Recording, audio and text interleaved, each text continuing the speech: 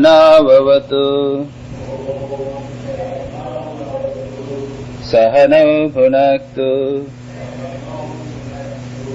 सह वीर्यं करवावहै तेजस्विनावधीतमस्तु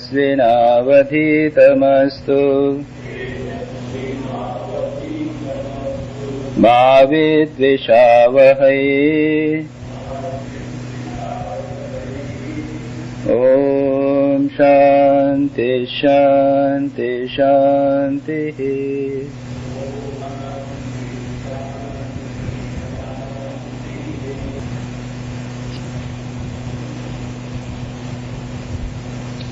हम कठोपनिषद की अंतिम वल्ली का पाठ कर रहे हैं।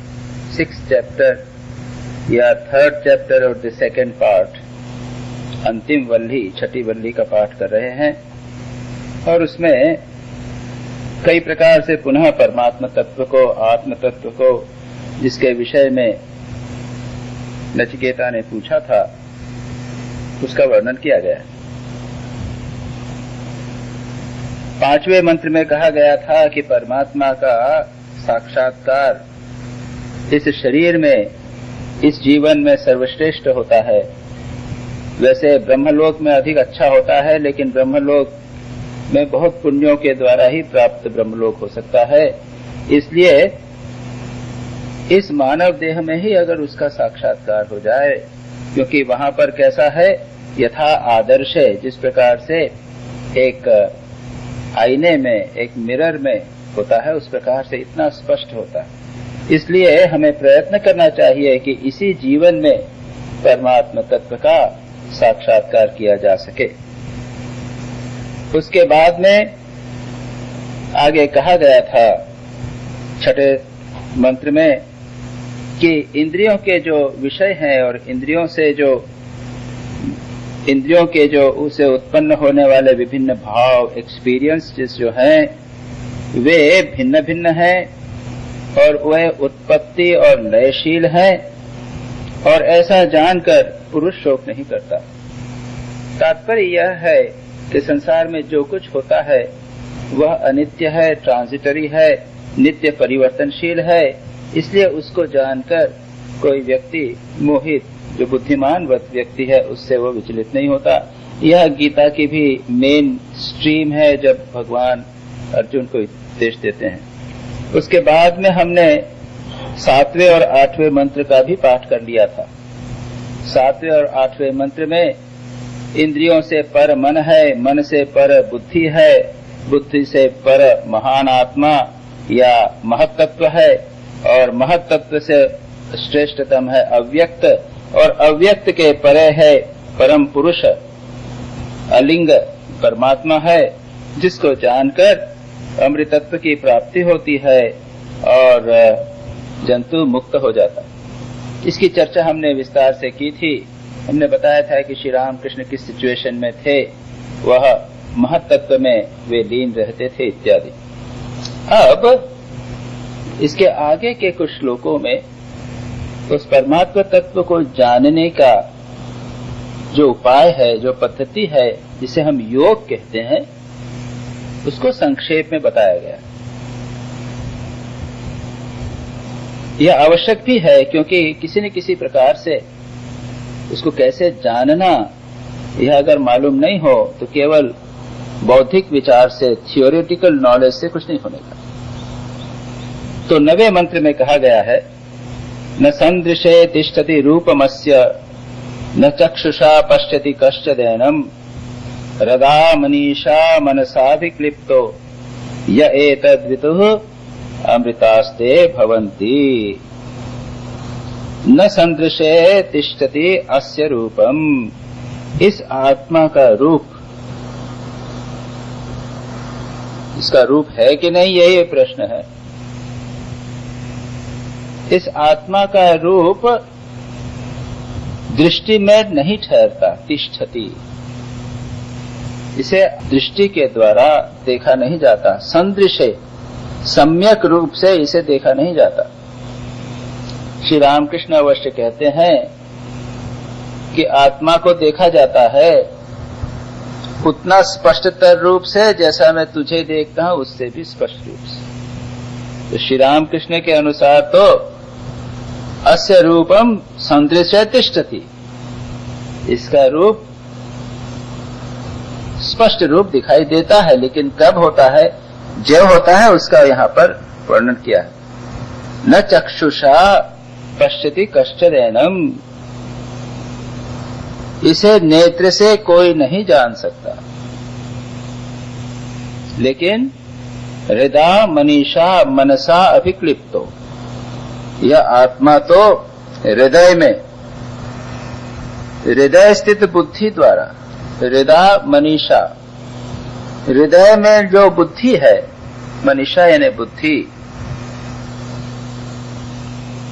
उसमें मनसा अभिक्लिप्त है, मन के द्वारा मनन रूप से सम्यक दर्शन से प्रकाशित होता है। और जो ऐसे ऐसे जानते हैं वे अमर हो जाते हैं। तो सर्वप्रथम तो यह हमें समझ लेना चाहिए कि इस परमात्मा को, इस आत्मा को हम आंखों के द्वारा, सेंसेस के द्वारा नहीं जान सकते। कई बार प्रश्न पूछा जाता है, आधुनिक वैज्ञानिक लोग कहते हैं कि आत्मा का प्रूफ क्या है?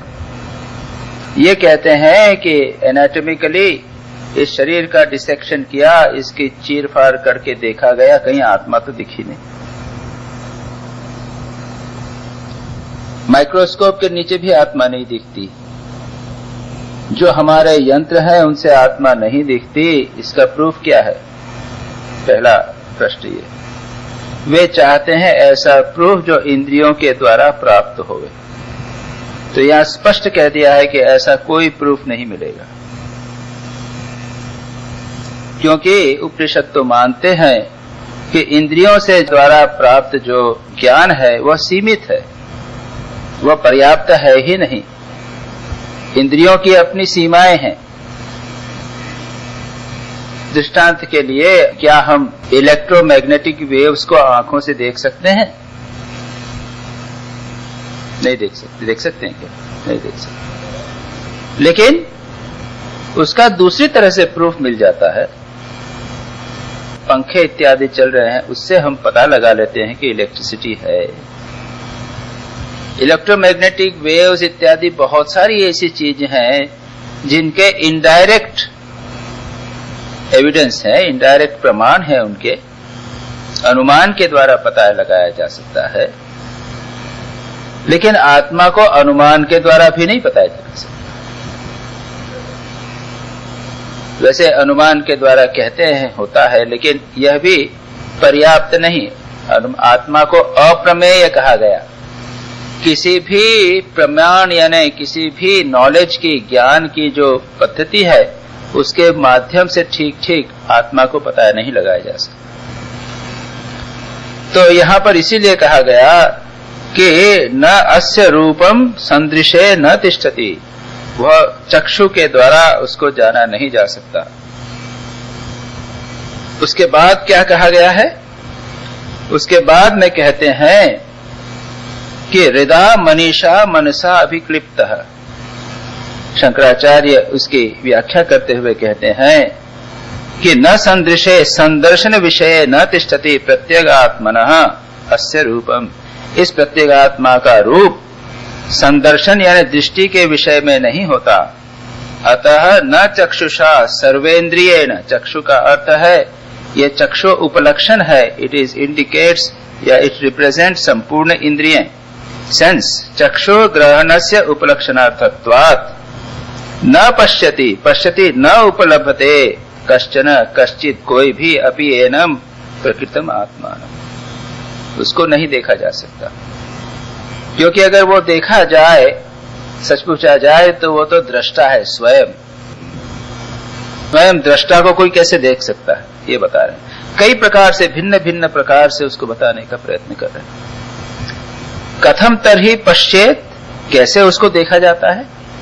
तो पश्चेत शब्द का अर्थ है उसका अनुभव, एक्सपीरियंस। पश्चेत यानी देखने का अर्थ हम कभी कहते हैं अरे उसको देखो भाई देखो, यानी क्या? जानो। जानो यानी क्या? उसका अनुभव करो। अनुभव कैसे करना? कई प्रकार से अनुभव होते हैं। एक तो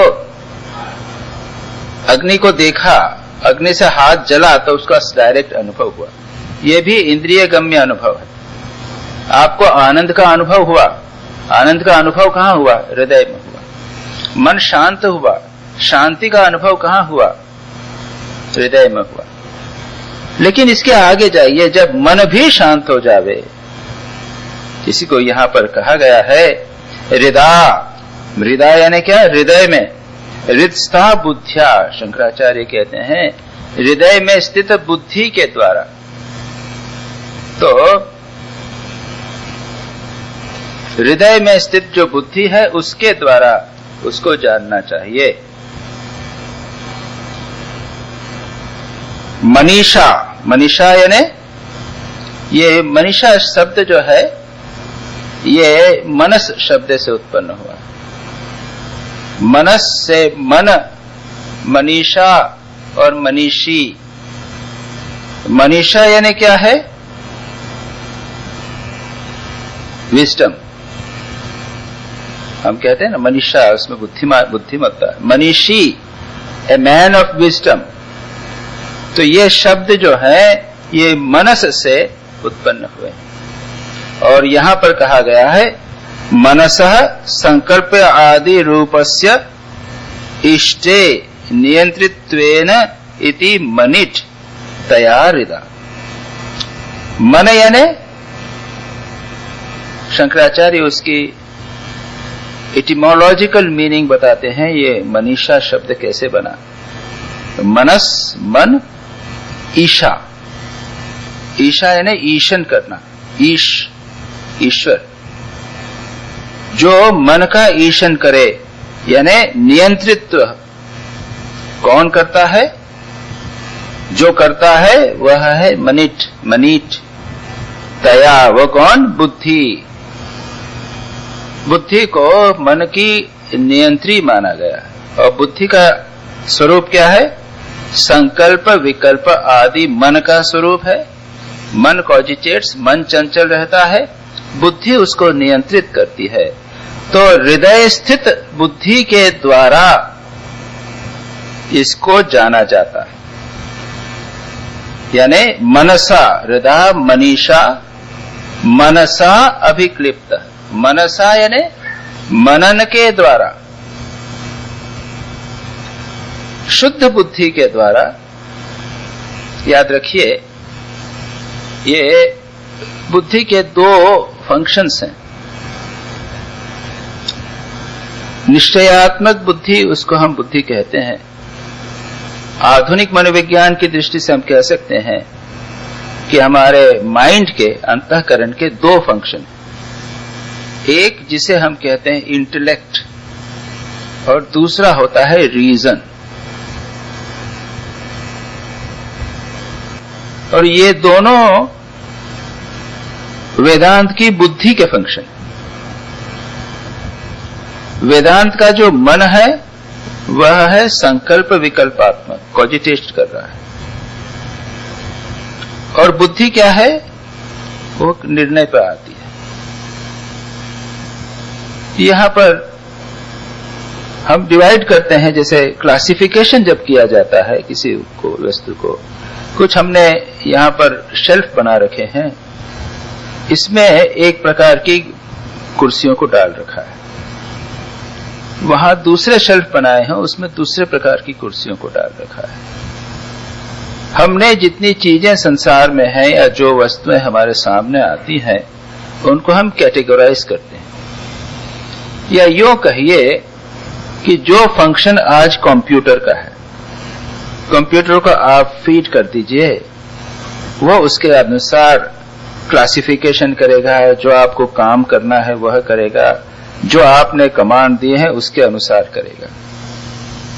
तो बुद्धि का एक फंक्शन यह भी है, एनालिसिस एंड सिंथेसिस,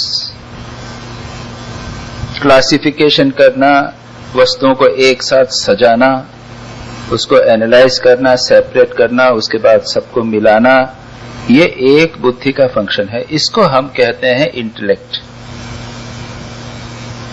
और दूसरा फंक्शन है जिसको कहते हैं रीजन। रीजन क्या है?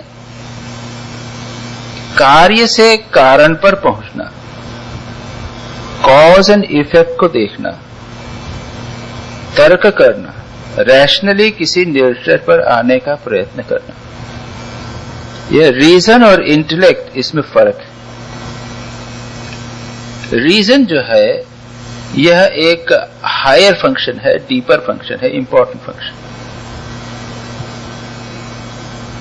और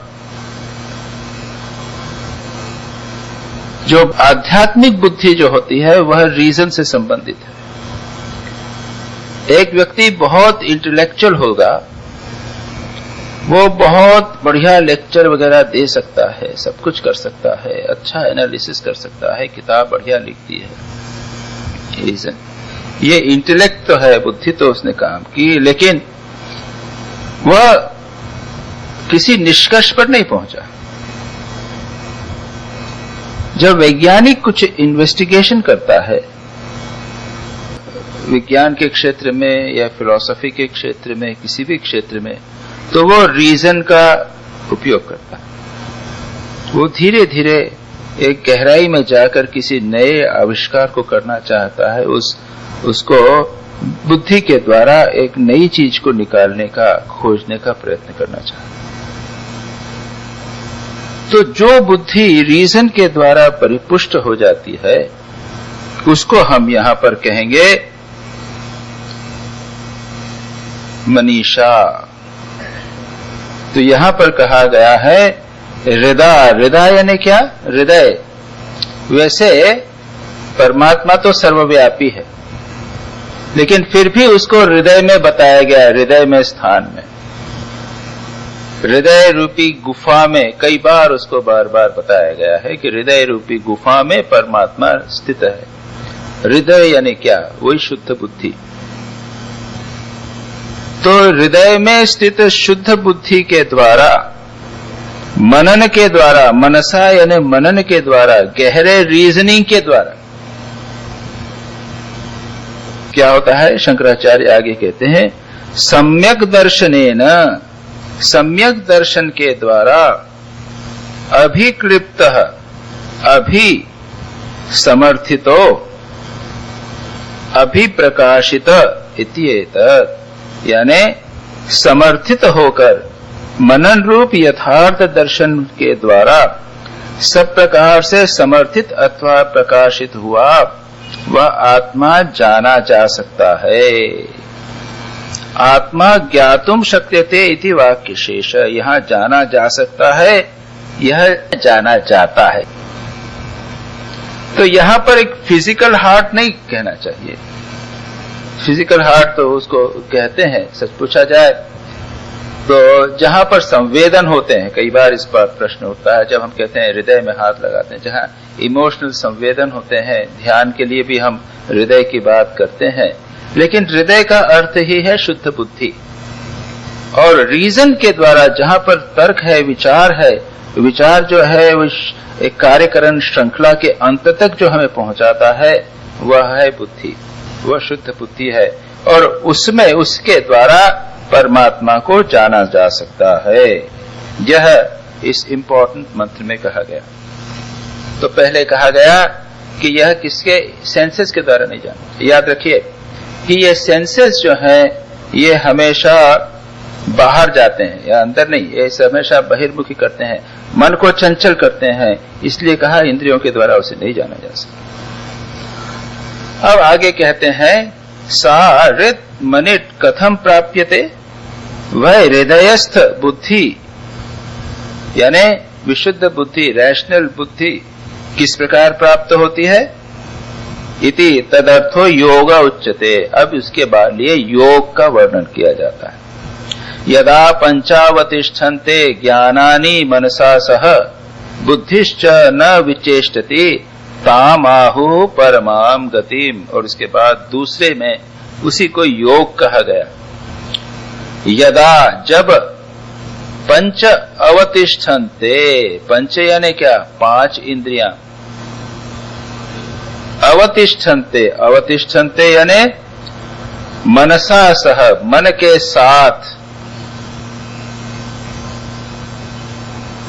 ज्ञानेन्द्रियानि पंच ज्ञानानि, पंच ज्ञानानि मनसा सह अवतिष्ठन्ते। ये 5 जो ज्ञानेन्द्रियां हैं, ऑर्गन्स ऑफ सेंस, चक्षु, नेत्र, कर्ण, घ्राण, जिह्वा और स्किन, त्वचा, ये 5 इंद्रिय जिनके माध्यम से हम संसार के विषयों को जानते हैं, यह जब तिष्ठन्ते, तिष्ठन्ते यानी स्थित हो जाती हैं। कहाँ? आत्मा में। यह शांत हो जाती हैं। किसके साथ में? मन के साथ। यह जो संकल्प विकल्पात्मक मन है, उसके साथ में शांत हो जाती है। और बुद्धिश्च न विचेष्टति, और बुद्धि भी चेष्टा नहीं करती। उस अवस्था को ताम आहुः परमां गतिम, उसको परम गति कहते हैं। नाउ ये बहुत अच्छा इंपॉर्टेंट श्लोक है। इसको आगे भी थोड़ा सा दूसरा वाला भी देख लें, फिर दोनों एक साथ देखेंगे। ताम योगमिति मन्यन्ते स्थिराम इंद्रिय धारणाम अप्रमत्तस्तदा भवति योगो ही प्रभवाप्ययो। बहुत इंपॉर्टेंट 2 श्लोक हैं। ताम यानी वह जो स्थिति है, परम गति है, जब पंच ज्ञानेन्द्रियां, मन और बुद्धि ये सब शांत हो जाते हैं, उसको योग कहते हैं। इति मन्यन्ते कहा जाता है। क्या है वो? स्थिराम इंद्रिय धारणाम, इंद्रियों को पूर्ण रूप से स्थिर रूप में धारण करना। और तब क्या है? पुरुष अप्रमत्तः भवति, उस समय प्रमाद रहित हो जाता है। क्योंकि यह योग जो है, योग क्या है? उत्पत्ति और विनाश, प्रभव और अप्यय, इसका उत्पत्ति और विनाश होता है। ये इसका वर्बल मीनिंग है। Let us see in detail. याद रखिए, ये 5 इंद्रियां जो हैं, ये बहिर्मुखी हैं। कई बार बताया गया है। Sense organs are always outgoing.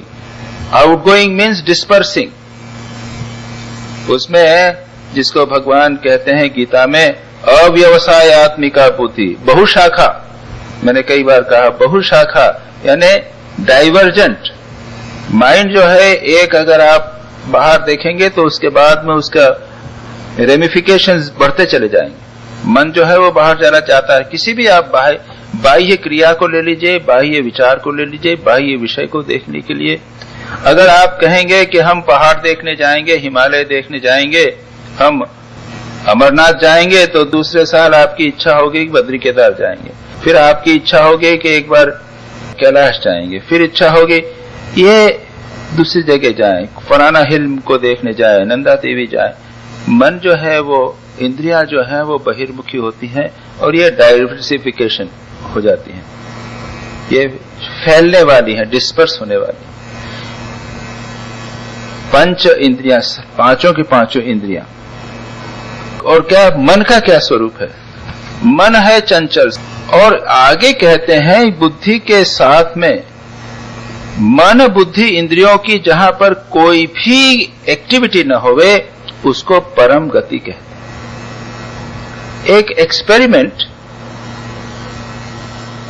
Western scientist ने किया है, साइकोलॉजिस्ट ने, फिजियोलॉजिस्ट ने, बहुत इंटरेस्टिंग एक्सपेरिमेंट। उनका ये कहना है कि हम जो वस्तु संसार में जो अनुभव करते हैं विषयों का, वह इसलिए करते हैं कि हमारा मन मूवमेंट करता है, मन में मूवमेंट होता है, इसलिए संसार के ऑब्जेक्ट्स हमको दिखाई देते हैं। और उसको प्रूव करने के लिए ये भी कहते हैं कि आंखों से जब विषय वस्तु देखते हैं तो आंखों में भी स्लाइट मूवमेंट होता है। इसको प्रूव करने के लिए उन्होंने एक किताब है on the psychology of meditation, उसमें उन्होंने क्या किया कि एक नीडल, एक ऑब्जेक्ट, पिन जैसा एक ऑब्जेक्ट, आई बॉल, जो हमारी आंख है ना, जो आंख मूव होती है, आई बॉल, उसके साथ में उन्होंने बांध दिया, लगा दिया, इसको अटैच कर दिया। बांधा है एक लोहे की या एक लकड़ी से इस प्रकार बांध दिया। अब मतलब क्या हुआ, ये तो स्टेबल बाहर एक ऑब्जेक्ट है और उसको हम देख रहे हैं, कुछ भी, मैं इधर देख रहा हूं, उधर देख रहा हूं। लेकिन अगर इसको आंख के साथ बांध दिया जाए, छोटा सा एक ऑब्जेक्ट, एक पिन सामने रहती उसी डिस्टेंस पे 6 इंच के ऊपर या 8 इंच पे, लेकिन आईबॉल के साथ में उन्होंने बांध दिया,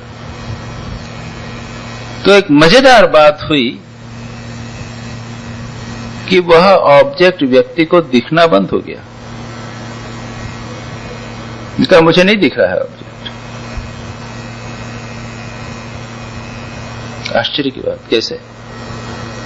तो थ्योरी यह है कि आंख में ऑब्जेक्ट इसलिए दिखता है कि आंख में फाइन, बिल्कुल थोड़ा थोड़ा सा उसके अंदर मूवमेंट या स्पंदन होता है।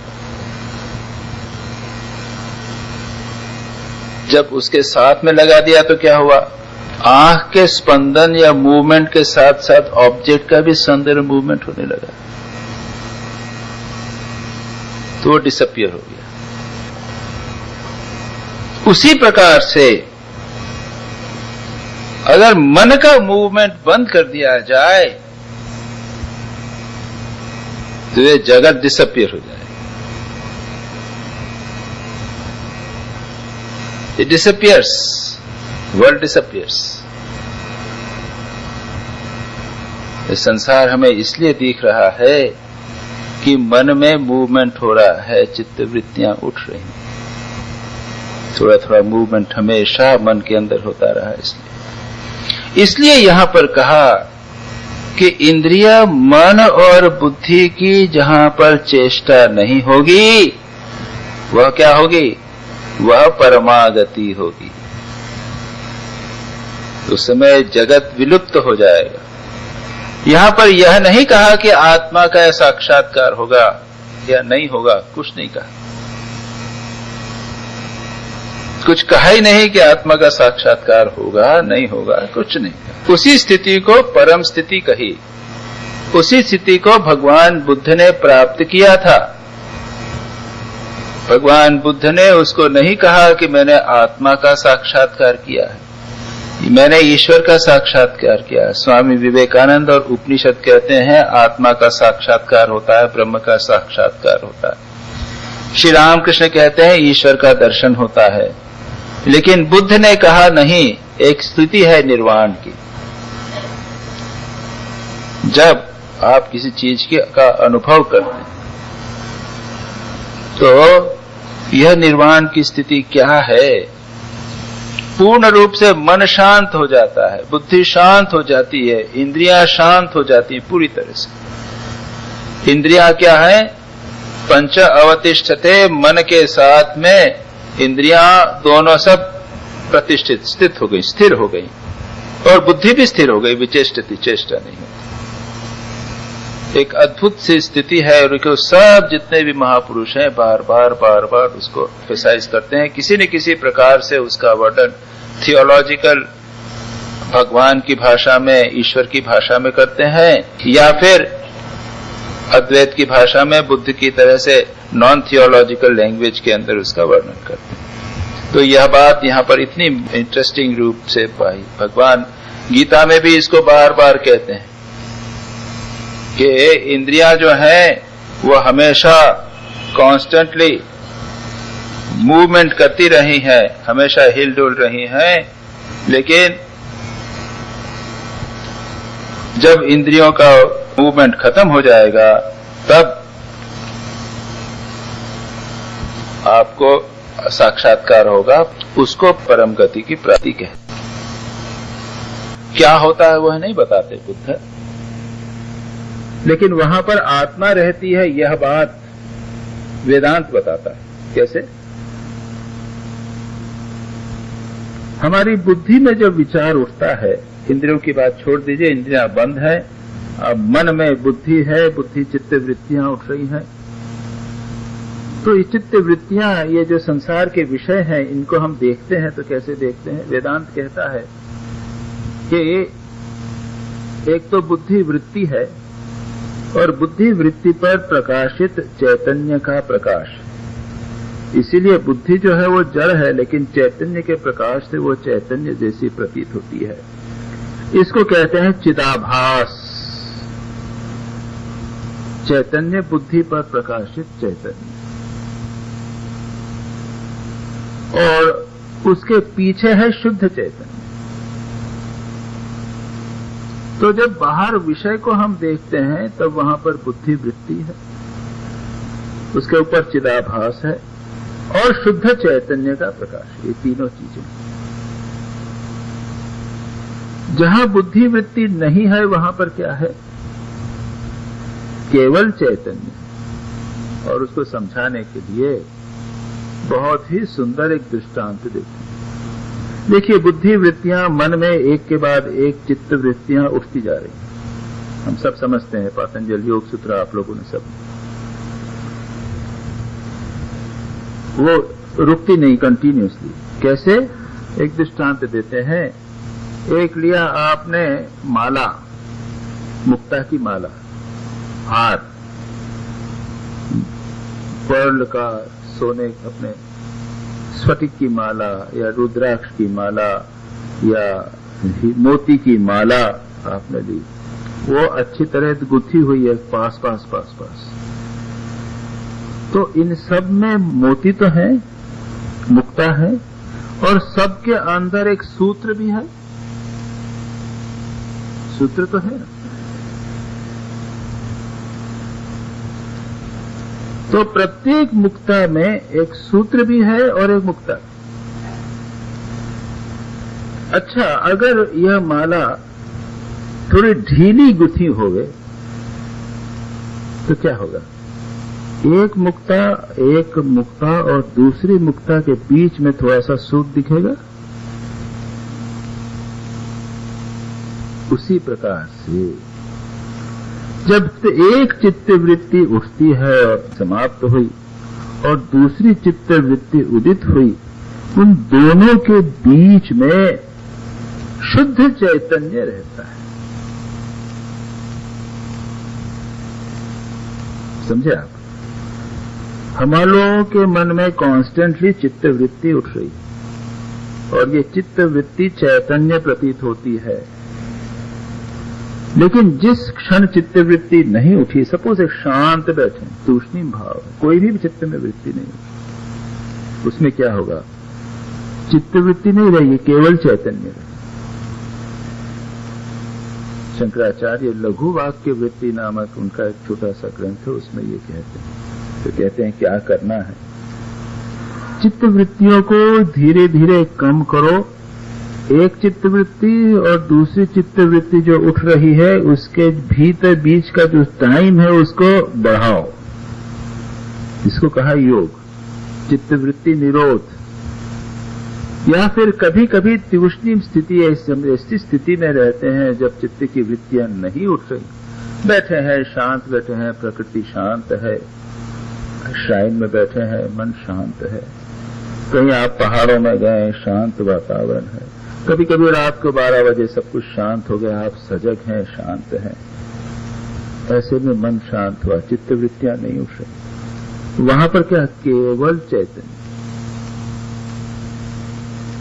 यहां पर यही कहा गया है कि जब इंद्रियां शांत हो जावे, मन शांत हो जावे, बुद्धि की भी चेष्टा नहीं रहे, और ये तीनों का वर्णन आप लोग जानते हैं।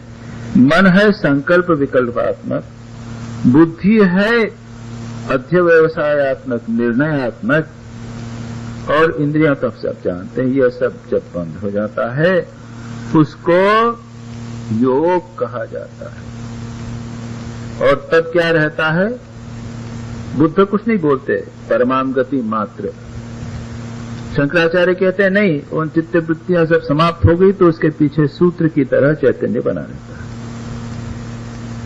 कोई जानने वाला नहीं, वो सब केवल चैतन्य अपने स्वरूप में प्रतिष्ठित। यहां पर केवल इतना कहा, स्थिराम इंद्रिय धारणाम उस स्थिर इंद्रिय धारणा को ही योग कहते हैं। और गीता में हर चैप्टर में इंद्रिय संयम इत्यादि बात कही गई। इंद्रियों के, जब तक इंद्रियों के चांचल्य है तब तक कुछ नहीं होने वाला। जैसा मैंने अभी कहा कि जब तक आंख हिलती रहेगी तब तक तो संसार के विषय दिखेंगे। मैंने दृष्टांत के द्वारा, जब आंख स्थिर हो जाएगी तो संसार डिसअपियर हो जाएगा। इसी प्रकार मन स्थिर हो जाएगा, संसार डिसअपियर हो जाएगा। बुद्धि स्थिर हो जाएगी, संसार नहीं रहेगा। क्या रहेगा? बुद्ध कुछ नहीं बोलते, श्री राम कृष्ण कहते हैं भगवान रहेगा। योग कहते हैं कि आप उसमें अपने स्वरूप में, पुरुष तदा दृष्टु स्वरूपे अवस्थान, स्वरूप में प्रतिष्ठा हो जाएगी। तो यहां पर इसको कहकर उसके बाद में योग का स्वरूप बता दिया गया। इंद्रिय, बुद्धि और मन को पूर्ण रूप से कंट्रोल करना। और कहा था क्या, इसके पहले क्या कहा था? हृदय मनीषा, मनीषा के द्वारा, इसका प्रैक्टिस है ज्ञान के द्वारा। कॉन्सेंट्रेटेड मन जो है उसको कॉन्सेंट्रेट करके शुद्ध रैशनल माइंड के द्वारा उसको जाना जाता है। उसके बाद कहते हैं अप्रमत्तः तदा भवति, वह व्यक्ति अप्रमत्त हो जाता है, प्रमाद रहित हो जाता है। क्यों? क्योंकि योग ही यानी क्योंकि योग प्रभव अप्यय है, उत्पत्ति और नाशशील। जब तक आप उस स्थिति में प्रतिष्ठित नहीं हो जाते तब तक याद रखिए, योग उत्पन्न भी होता है, योग नष्ट भी हो जाता है, योग भ्रष्ट भी हो जाता है। व्यक्ति किसी न किसी भी समय फिसल सकता है, इंद्रियों का आकर्षण में जा सकता है। और इसके अनेक दृष्टांत हम पुराणों में प्राप्त करते हैं। विश्वामित्र का दृष्टांत है और भी कई दृष्टांत हैं, जिसमें पराशर का दृष्टांत है। जितने भी कई बहुत सारे ऋषि हैं जिनको योग भ्रष्ट हो गए। इसलिए जब तक पूर्ण रूप से उसमें प्रतिष्ठित नहीं हो जाते, स्थिराम इंद्रिय धारणाम, उसमें पूर्ण रूप से प्रतिष्ठा पराम गति में नहीं होते, तब तक योग प्रभव और अप्यय वाला है, यानी उत्पत्ति वाले। जब हम अभ्यास करते हैं योग का तो ठीक है, लेकिन हम स्थिर नहीं रह पाते। जो व्यक्ति साधना करता है वो स्पष्ट रूप से जानता है कि आज तो मन अच्छा है, उसके बाद में मन चला गया, बाहर चला गया, पूरे विषयों की ओर चला गया वापस। ये एक कॉमन एक्सपीरियंस सभी व्यक्ति लोगों का है जो निष्ठापूर्वक साधना करना चाहते हैं। कुछ दिनों तक अच्छा चलता है, ध्यान वगैरह अच्छा चला, खूब अच्छी साधना की, एकांत में रहे, आश्रम में रहे, मन बहुत अच्छा रहा, योग हो गया, इंद्रिय मन और बुद्धि का स्थिरता आई। लेकिन फिर मन बहिर्मुखी हो गया, इंद्रियां बहिर्मुखी हो गई, मन चंचल हो गया और बुद्धि में वह रैशनैलिटी नहीं रही। वह रीजन, जो शुद्ध बुद्धि है वह मलिन बुद्धि हो गई। उसने निर्णय जो लिए वो गलत निर्णय लिए। अध्यवसाय जो है वह अनवध्याय व्यवसायत्मक हो गई बुद्धि। तो ये इसलिए सावधानी से कहा गया है कि योग प्रभव और अप्यय वाला है, इसलिए प्रमाद नहीं करना चाहिए। प्रमाद ही मृत्यु है। कई स्थानों पर मनुस्मृति में, उपनिषदों में, अन्य कई उद्देश्यों में कहा है प्रमाद, केयरलेसनेस ही मृत्यु। जरा से केयरलेस हुए गिरे। साधु कहावत कठिन है, जैसे पेड़ खजूर, चढ़े तो चाखे प्रेम रस, गिरे तो चकनाचूर।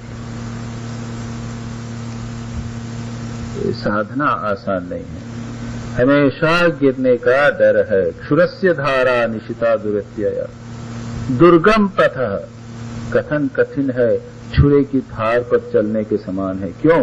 ये प्रमाद के कारण। व्याधि स्यान संशय प्रमाद, पातंजल योग सूत्र में आता है प्रमाद, केयरलेसनेस। थोड़ी सी भी गलती हुई कि चारों तरफ से तो तैयार बैठे हुए हैं, अटैक करने के लिए तैयार बैठे हुए। आप एक दूसरे प्रकार की घटना है। इंद्र जब दिति, अदिति, अदिति ये दो बहनें थी ना।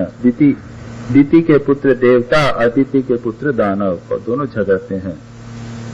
तो जब हिरण्यकश्यपु, हिरण्याक्ष इत्यादि का वध हो गया तो अदिति जो दानवों की माता थी, उसने कहा कि ये इंद्र को मारने के लिए एक पुत्र की आवश्यकता है। तो उसने पुत्र की याचना की, उसको गर्भ हुआ। उसको ये कहा गया कि सावधान रहना, कभी प्रमाद नहीं करना, प्रमाद जरा से भी मिस्टेक तुमको नहीं करना है, नहीं तो मुश्किल होगी। और इंद्र को पता चल गया कि इसके गर्भ में जो है वो मुझे मारने वाला है। तो इंद्र ने क्या किया, वो सावधान रह के पास पास रहने लगा। और अदिति बहुत सावधानी से जीवन व्यतीत कर रही है, व्रत, उपवास, संयम इत्यादि। एक दिन संध्या के समय उसको नींद आ गई। याद रखिए, संध्या के समय सोना नहीं चाहिए। तो ऐसे कई वो कहे गए हैं कि ये समय जो है वो ठीक नहीं है। कुछ एक इस प्रकार का वर्णन है। उसी समय इंद्र को मौका मिल गया, वो अपने वज्र के साथ गर्भ में प्रविष्ट हो गए। उसने उस गर्भ को काट डाला।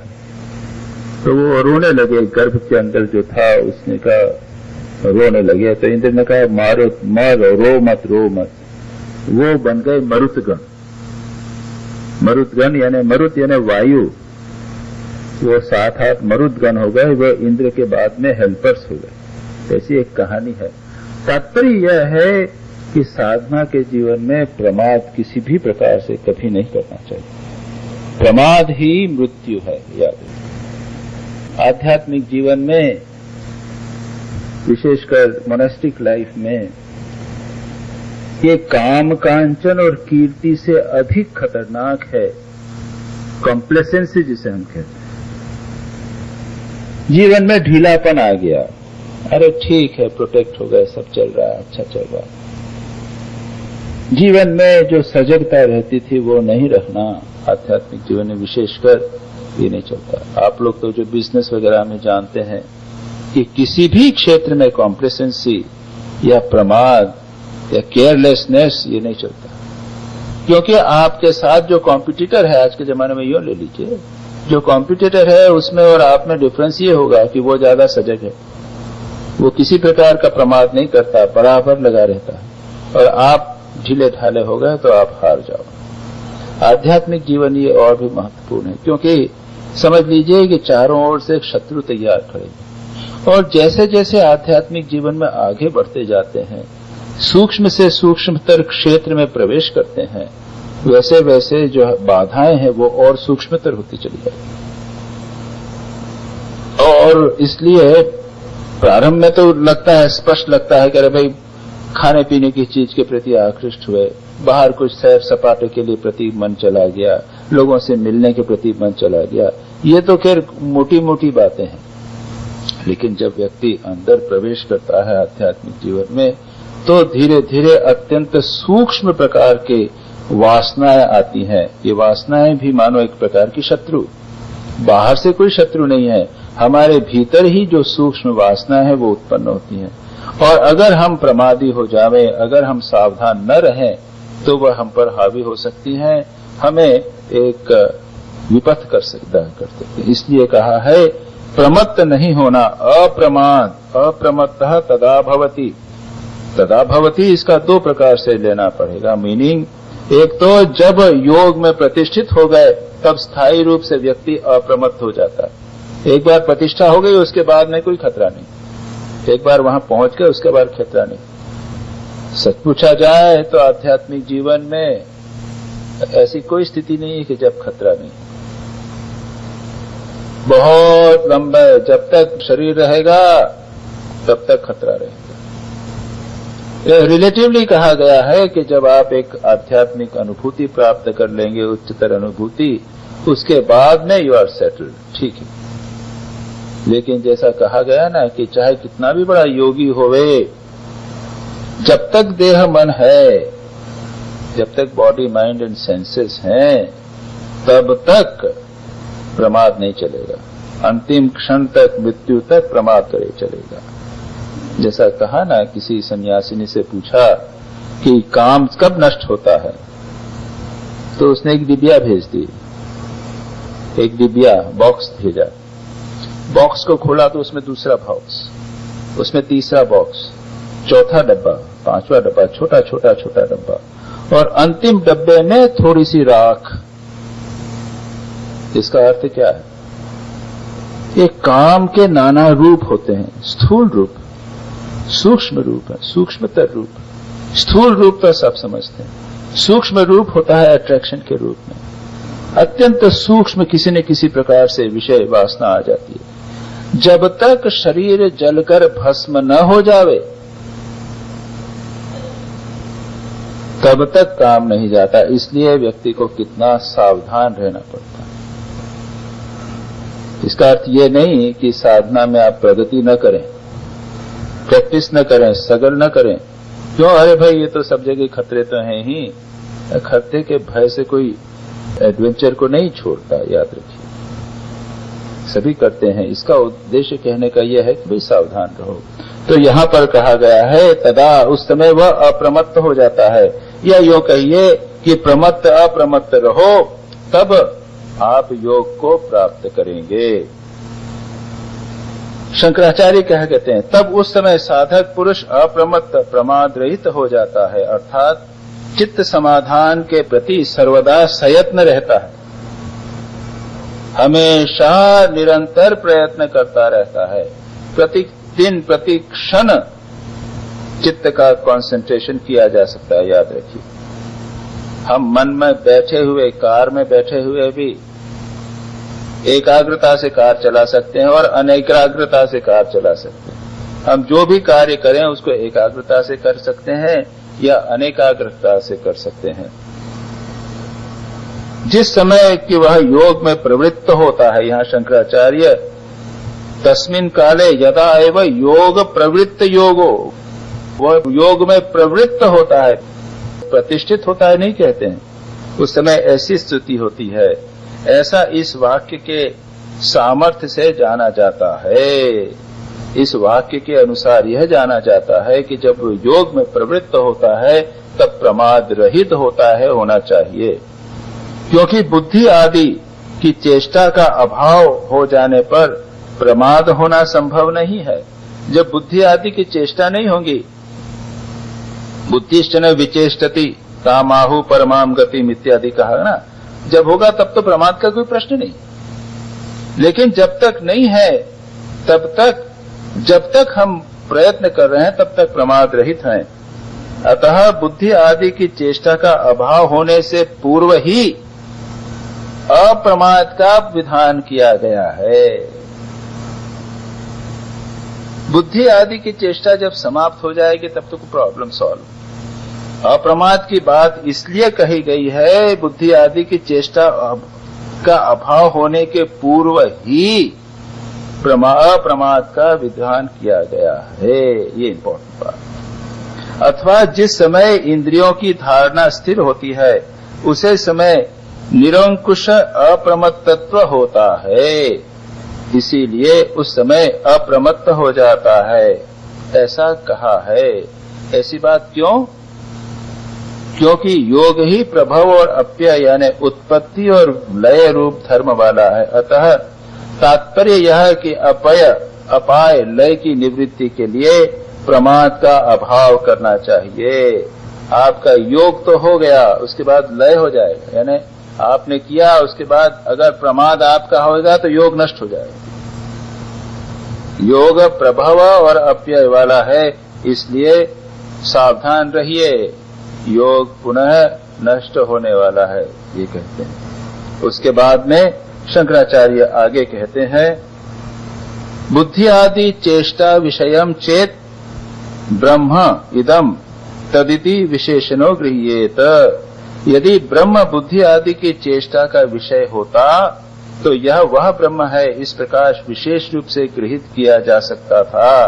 किंतु बुद्धि आदि के निवृत्त हो जाने पर तो उसे गृहीत करने के कारण का अभाव हो जाने से उपलब्ध न होने वाला ब्रह्म वस्तुतः है कि नहीं।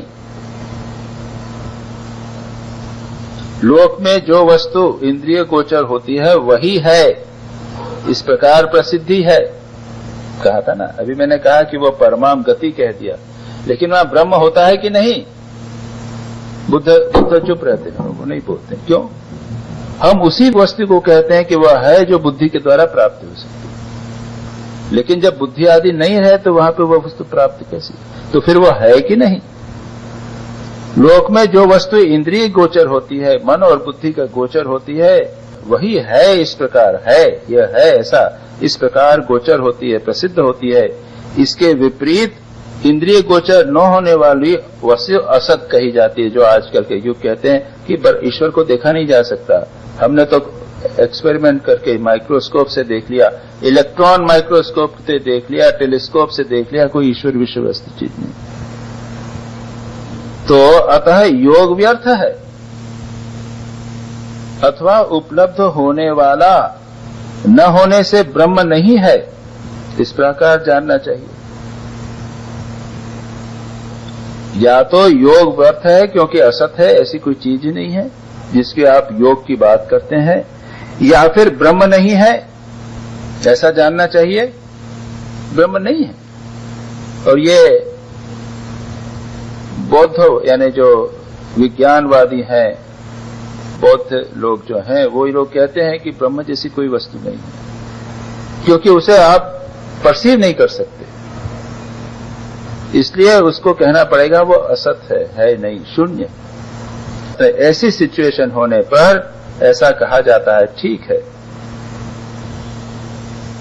इसका उत्तर 12वें मंत्र में देते हैं, नैव वाचा न मनसा प्राप्तुम शक्यो न चक्षुषा अस्ति इति ब्रुवतो अन्यत्र कथम तदुपलभ्यते। ब्यूटीफुल।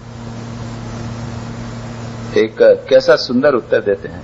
न एव वाचा न मनसा न चक्षुषा प्राप्तुम शक्यो। यह वह आत्मा न तो वाणी से, न मन से, न नेत्र से ही प्राप्त किया जा सकता है। साफ कह दिया, मन बुद्धि इंद्रिय से प्राप्त नहीं हो सकता। तो प्रश्न यह है कि फिर वो नहीं है? नहीं। अस्ति इति ब्रुवतो अन्यत्र कथम तदुपलभ्यते। वह है ऐसे कहने वालों से अन्यत्र भिन्न पुरुषों को वह किस प्रकार से हो सकता, जाना जा सकता। श्री रामकृष्ण कहते हैं वह है।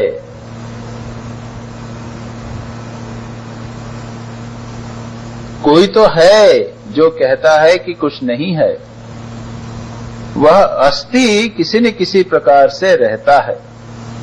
जब कहते हैं कि बुद्धि भी उसे नहीं जानती, तो कुछ तो है जो है, ये कहते हैं। यहां इसकी टीका करते हुए शंकराचार्य कहते हैं, तात्पर्य यह है कि वह ब्रह्म न तो वाणी से, न मन से, न नेत्र से और न अन्य इंद्रियों से ही प्राप्त किया जा सकता है। तथापि सर्व विशेषण रहित होने पर भी वह जगत का मूल है, इस प्रकार ज्ञात होने के कारण वह है ही, क्योंकि कार्य का विलय किसी अस्तित्व के आश्रय से ही हो सकता है। यह जो जगत है, जो अभी हमें दिखाई दे रहा है, अभी हमने कहा कि ये जगत दिखाई दे रहा है मन, इंद्रिय और बुद्धि के द्वारा। यह जो दिखाई देने वाला जगत है वह विलीन हो जाता है। कहा ना कि कुछ नहीं बचता। कोई वस्तु थी और उसका विलय हुआ, वो कहां हुआ? शंकराचार्य कहते हैं कार्य का विलय किसी अस्तित्व के आश्रय से ही हो सकता है, किसी चीज में ही विलय हो सकता है जिसमें से उसकी उत्पत्ति हो। इसलिए कुछ न कुछ तो वहां होगा जिसको है कहा जा सकता है। इसी प्रकार सूक्ष्मता की तारतम्य परंपरा से अनुगत होने वाला यह संपूर्ण कार्य वर्ग भी सद्बुद्धि निष्ठा को ही सूचित करता है। क्या कहा? सूक्ष्मता की तारतम्य से होने वाला यह संपूर्ण कार्य। यह जो एक्सटर्नल वर्ल्ड है, जो कार्य है, जो इफेक्ट है, इसमें एक gradation of subtlety and grossness. ये बाहरी वस्तुएं हैं वो स्थूल हैं, हमारे सेंसेस जो है वो सूक्ष्म है, हमारा मन उनसे भी सूक्ष्म है, बुद्धि उनसे भी सूक्ष्म है, और उसके बाद कहते हैं कि आत्मा उससे भी सूक्ष्म है। या यूं कहिए कि ये मैटर है, ग्रॉस मैटर है। उसके बाद में एलिमेंट्स हैं, कार्बन, हाइड्रोजन, ऑक्सीजन, ये सटल हैं। उससे भी सूक्ष्म है मॉलिक्यूल्स, उससे भी सूक्ष्म है एटम, उससे भी सूक्ष्म है इलेक्ट्रॉन एंड प्रोटॉन। ये उसके कारण है, याद रखिए। ये एक के बाद जो सूक्ष्म है वह स्थूल का कारण है। इलेक्ट्रॉन्स प्रोटॉन्स मिलकर एटम बना, एटम मिलकर मॉलिक्यूल बना, मॉलिक्यूल मिलकर एलिमेंट बना, एलिमेंट मिलकर कंपाउंड बने, कंपाउंड मिलकर संसार का स्थूल प्रतिबिंब। तो उसी प्रकार से जब इलेक्ट्रॉन प्रोटॉन्स पर गए तो वो इलेक्ट्रॉन प्रोटॉन्स को फिर उन्होंने सब एटॉमिक पार्टिकल्स में ब्रेक किया है, उसको भी कहा कि एनर्जी है इत्यादि, और उसके बाद विज्ञान और अधिक नहीं जानता। तो इस प्रकार से देखते हैं, शंकराचार्य कहते हैं कि देयर इज सूक्ष्मता की तारतम्य, there is a gradation of subtleness या ग्रॉसनेस। इसमें अनुगत होने वाला यह संपूर्ण कार्य वर्ग भी बुद्धि निष्ठा को ही सूचित करता है, शुद्ध बुद्धि की निष्ठा। अंत में ये कहां जाकर प्रतिष्ठित होते हैं? एक सत, कोई एक सत होना चाहिए जहां पर प्रतिष्ठित होंगे, सत बुद्धि। एक इंटेलेक्चुअली हम एक निर्णय पर पहुंचना ही पड़ेगा जो ट्रुथ है, सत्य है, असत नहीं है, वहां कुछ नहीं है, ऐसा नहीं। एक आदि कारण होना चाहिए जो सत होना चाहिए। इसके ये इम्पोर्टेंट विषय है, थोड़ा सा दार्शनिक, इसकी चर्चा हम अगली बार करेंगे। ओम सहनाववतु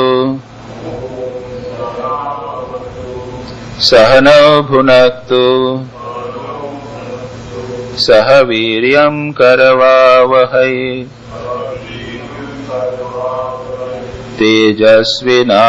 तेजस्विनावधीतमस्तु मा विद्विषावहै।